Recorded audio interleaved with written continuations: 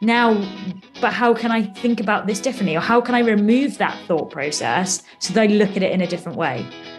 And I think that is something that happens naturally when our minds settle.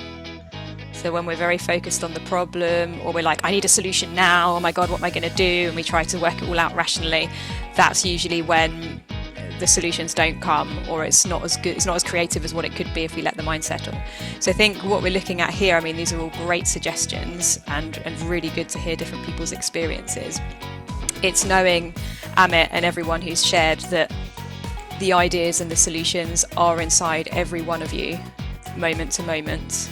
And the quieter our minds are, the more access we have to those solutions. Change is natural. We don't need to change because we're constantly changing. But when we sit in front of someone and think, oh, I need to change, I'm not good enough, or that person needs to change, they're not good enough, they need to do this, then we're getting in the way of that natural flow of transformation that's constantly occurring.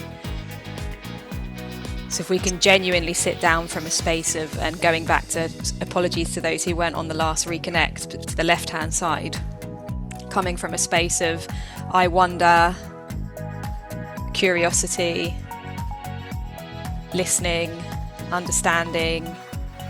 And it sounds like, Amit, in your case, it's like, oh, but is that going to be too passive? Is that going to be, as Gary says, try it out.